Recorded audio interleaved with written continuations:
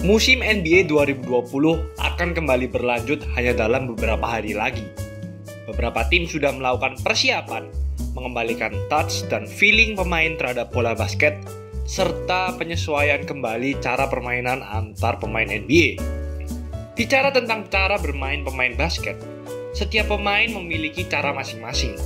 Ada yang simple, tapi ada orang-orang yang diberi kelebihan khusus yang tidak dipunyai oleh pemain lain.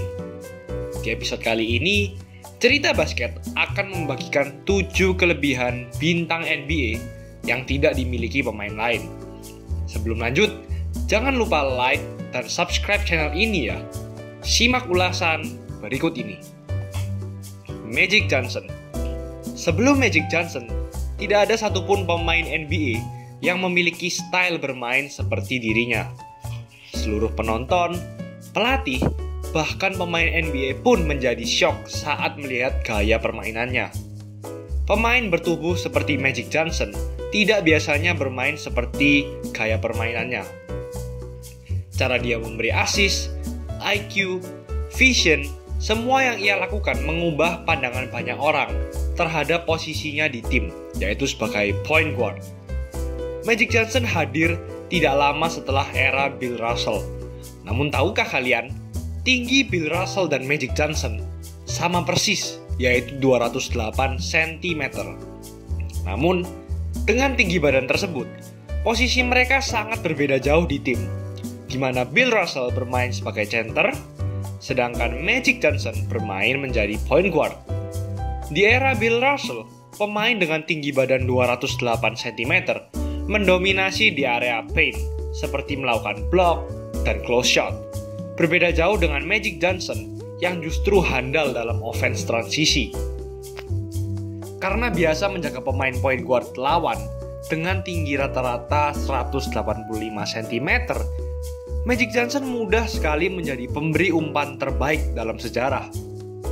Setelah Magic Johnson pensiun, mulai banyak pemain-pemain muda yang meniru gaya permainan Magic Johnson yang sangat efektif di posisi point guard.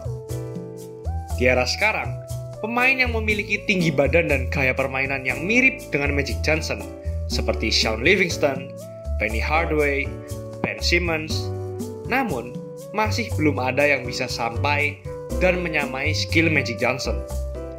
Magic Johnson memang murni one of a kind.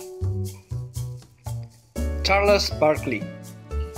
Persis seperti Magic Johnson, Charles Barkley memiliki keanehan yang menjadi kelebihan pada tinggi badannya. Hanya bertinggi sekitar 197 cm. Berbalik dengan Magic Johnson, ia berhasil menjadi salah satu big man terbaik dalam sejarah NBA. Charles Barkley tidak pernah bermain seperti layaknya small boy di era sekarang, di mana pemain yang mirip seperti Charles Barkley, yaitu Zion Williamson, dengan tinggi badan 197 cm, sama-sama menjadi big man. Namun, di era sekarang, Zion Williamson bisa bermain shooting. Semua big man bermain shooting di era ini. Barkley dengan tinggi badan tersebut harus bersaing dan menjaga pemain seperti Kareem Abdul-Jabbar, Hakeem Olajuwon, Shaquille O'Neal, Karl Malone, David Robinson, Patrick Ewing, Larry Johnson, dan masih banyak lagi. Juga ada Alonzo Mourning. Dia bermain tepat di era di mana banyak big man terbaik sepanjang sejarah, seperti yang sudah saya sebutkan. Dan dengan tinggi badan yang terbilang pendek untuk posisi big man, ia masih bisa menjadi salah satu big man terbaik sepanjang sejarah.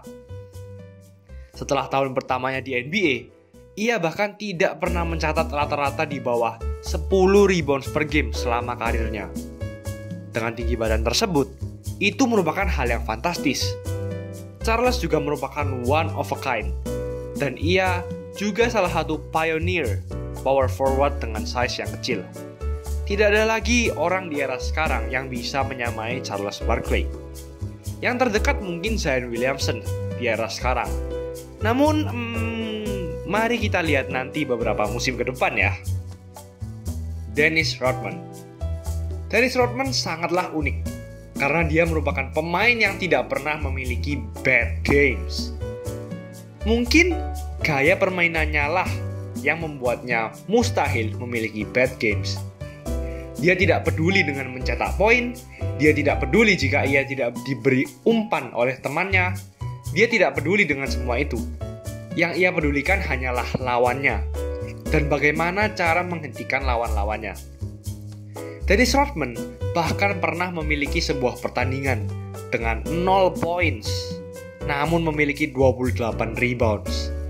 Pikirkan hal tersebut, dia mencetak poin tidak sama sekali, namun memiliki 28 rebounds. Dia memiliki beberapa musim dengan rata-rata poin hanya 7 points per game, namun memiliki rata-rata rebounds dengan sebanyak 18 rebounds per game.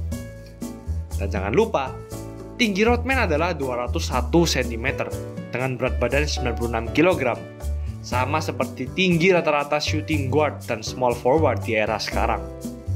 Dan apakah kalian tahu, Dennis Rodman sudah dinobatkan sebagai Hall of Fame sekarang, dengan hanya mencatat rata-rata 7,3 points per game dalam karirnya, dan hanya pernah 1 kali mencatat rata-rata points lebih dari 10. Dan mungkin ia menjadi satu-satunya pemain yang menjadi Hall of Fame dengan hanya pernah 1 musim saja mencetak points per game di atas 10. Sudah tidak mungkin kita bisa melihat pemain seperti Dennis Rodman di NBA lagi. Ditambah lagi dengan tren NBA sekarang yang mengandalkan 3 poin, semua pemain dituntut untuk bisa menembak dan mencetak poin dimanapun, terutama 3 points. Shawn Marion. Beliau masuk ke dalam list ini karena ia memiliki cara menembak yang sangat aneh, namun masih bisa memiliki karir yang cukup fantastis di NBA. Untuk kalian yang belum tahu, ia merupakan salah satu pemain paling atletis di awal NBA era 2000. Alley-oop selalu mengudara, dan bahkan ia diberi julukan The Matrix karena terlalu sering melakukan alley-oop. Namun, hal tersebut hanya terjadi di awal karirnya saat ia masih atletis. Namun di akhir karirnya, ia lebih banyak menembak 3 angka. Dan uniknya, tembakannya mungkin masuk dalam daftar salah satu form tembakan terburuk di NBA. Tapi, ia berhasil mencatat rata-rata 81% free throw dan 33% tembakan 3 angka dengan salah satu form tembakan teraneh di sejarah NBA tersebut. Mendorong bola di depan wajahnya dengan sangat cepat, terlihat sangat aneh. Namun, Shawn Marion merupakan salah satu pemberi contoh yang menunjukkan bahwa pertahankan form tembakan Anda yang paling nyaman, meskipun itu aneh. Shawn Marion pernah mencatat rata-rata 21,8 points per game dan 39% dari tembakan 3 angka, dan ia punya kesempatan untuk menjadi Hall of Famer. Mungkin ketika pertama kali melihat tembakan Marion, kita menganggap hal itu lucu dan unik. Dan ketika tembakan tersebut masuk, kita mungkin akan kaget dan mau tak mau kita harus respect kepadanya ya. Antawn Jamison. Kalian mungkin tidak familiar dengan pemain yang satu ini. Ia pernah bermain di Washington Wizards dan ia memiliki salah satu permainan teraneh yang pernah saya lihat. Cara bermainnya sangatlah tidak lazim. Ia memutar tembakan hook shot dari pinggangnya.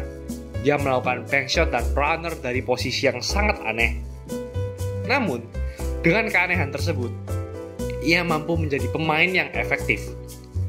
Dia mungkin bukan pemain yang sangat atletik. Dia juga sedikit undersized di posisinya dengan tinggi badan hanya 205 cm di posisi center. Namun, ia selalu mampu bermain dengan baik. Floater, tembakan, high arc layup yang aneh, banyak hal aneh yang ia lakukan. Namun tetap sah-sah saja kan, yang penting masuk. Banyak artikel di Google yang membahas cara bermain Antawn Jamison, namun tetap tidak bisa menjelaskan cara bermainnya yang unik ini. Semua tembakan dengan form anehnya masuk. Lihatlah rata-rata permainan dari Antawn Jamison berikut. Di seluruh karirnya, ia menjadi pemain yang sangat efektif di setiap musim. Pernah 2 kali All-Star, dan ia punya karir yang patut dihormati dengan permainan unik tersebut. So, shout out to Antawn Jamison. Joakim Noah. Bukannya mengecilkan atau mengejek Joakim Noah ya, namun skill offense dari Joakim Noah tidak terlalu bagus. Bahkan caranya memegang bola terlihat seperti baru saja bermain basket. Namun dibalik semua itu, ia masih bisa mendominasi dengan caranya yang kreatif. Meskipun ia tidak bisa mencetak banyak poin, namun ia berhasil menjadi salah satu center dengan skill passing yang mumpuni. Caranya menembak bola memang sangat aneh, seperti orang yang baru saja belajar main basket. Namun secara defense, ia sangatlah hebat. Ia pernah menang Defensive Player of the Year. Dia sering masuk dalam All-NBA Defensive Team, namun secara offense ia memang kurang. Ia pernah masuk dalam jajaran NBA All-Star. Meskipun tidak terlalu hebat dalam offense dan tidak terlalu atletik seperti center lain seperti DeAndre Jordan, Dwight Howard, dan tidak terlalu sering diberi passing alley-oop dan tidak punya permainan offense yang mumpuni, namun dia berhasil menjadi pemain yang berkontribusi baik dalam tim. Passion-nya terhadap permainan membuatnya ia menjadi pemain yang handal. So shout out to Joakim Noah. Stephen Curry. Kita semua tahu salah satu pemain terhebat di era NBA sekarang ini. Mungkin tidak terlalu pembahasan dalam ya mengenai pemain yang satu ini karena sudah sangat terkenal. Curry masuk dalam list ini karena dia melakukan hal yang bertentangan dengan tipikal permainan point guard yang seharusnya. Dia tidak terlalu banyak bermain pick and roll dengan big man. Terkadang dia berlari di lapangan secara off ball atau tidak memegang bola untuk mendapatkan screen dari pemain lain hingga mendapat open shot. Permainan tersebut tidak seperti point guard lazimnya. Dia banyak meminta pick hanya untuk mendapatkan open shot. Terkadang dia bermain off ball, terkadang dia bermain on ball, terkadang juga ia yang membawa bola, terkadang tidak. Terkadang ia menyuruh Draymond Green yang membawa bola di awal, terkadang juga Andre Iguodala. Dia tidak bermain seperti layaknya point guard bermain. Dan oleh karena itulah ia masuk dalam list ini. Dan ia juga merupakan pemain yang mengubah signifikansi dari garis tembakan 3 angka dengan cara bermainnya, yang sekarang ditiru oleh semua tim di NBA. Jika tidak dijaga ketat, Stephen Curry bisa dengan mudah mencetak 40 hingga 50 poin setiap game. Itulah 7 kelebihan pemain NBA yang tidak dimiliki pemain lain. Jika kalian suka dengan video ini, tulis pendapat kalian di kolom komentar di bawah. Dan jangan lupa like dan subscribe agar channel ini bisa berkembang dan menghasilkan video menarik lainnya. Thanks for watching. I'll see you in another video.